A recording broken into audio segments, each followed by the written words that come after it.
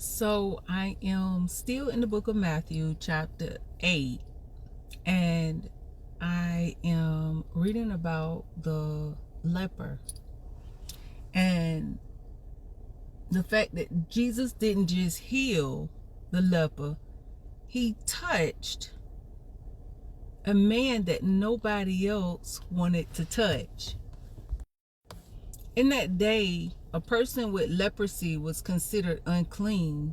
They were rejected and isolated and untouchable. The man was not just dealing with a skin condition, he was dealing with social rejection.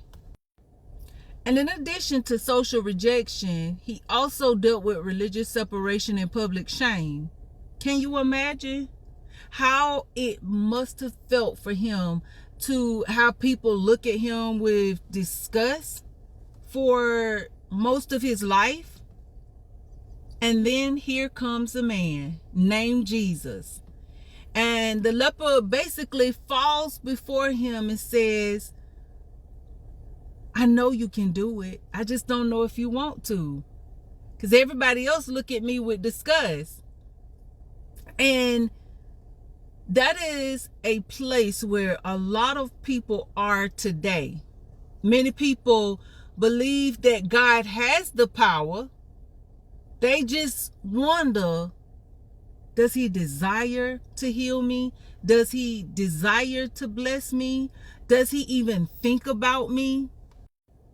And Jesus killed two birds with one stone. He answered both at once.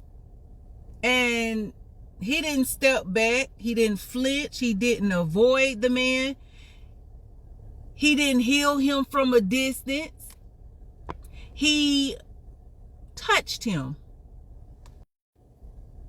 Can you imagine someone who has, and it doesn't have to be a physical rejection, it could be a mental rejection, it could be isolation, but can you imagine someone who has dealt with rejection and isolation all of their life and they finally got a touch? I'm pretty sure that touch mattered to him. And before the leprosy left his body, Jesus dealt with his rejection. And before the miracle was visible, Jesus showed him that you are not too filthy for me. You are not too broken for me. And yes, I am willing to touch you.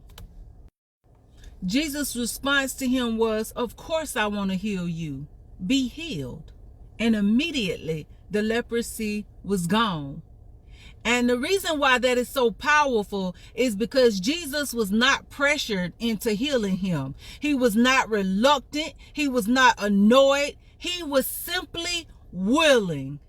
Then in Matthew chapter 8 verse 4, Jesus tells him, go to the priest, follow the command that Moses gave, because we still have to follow protocol.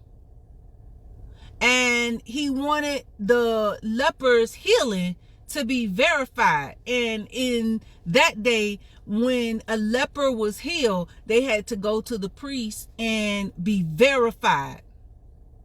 And he wanted him to be restored, not just within himself, but publicly, legally, and spiritually back into the community with everyone else. Now, this was bigger than a skin condition. Jesus gave that man his life back.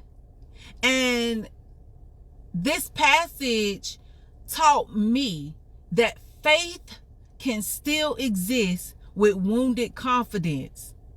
This man believed that Jesus could heal him, but he was unsure that Jesus wanted to.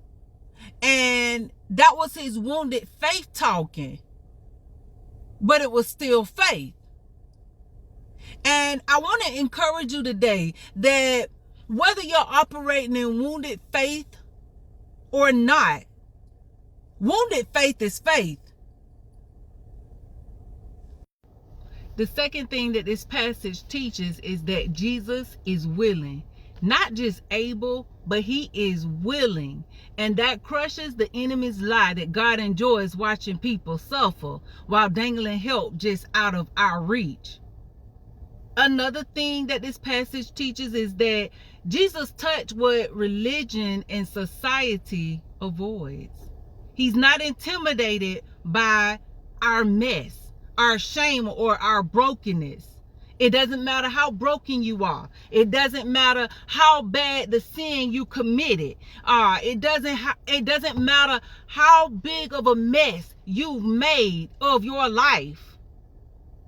Jesus is not ashamed of it. Now, man may cast you to the side. Man may judge you. Man may shame you. Religion may do that. The church may sit you on the back pew. But not our Heavenly Father. Another thing that this passage teaches us is that healing is not only private relief. Sometimes God restores us in a way that brings us back into dignity, community, and wholeness. And another takeaway is that some people are not asking God, can you do this? They're asking God, will you do this for somebody like me? And I think he'd be okay with me answering this on his behalf. Yes, he is able.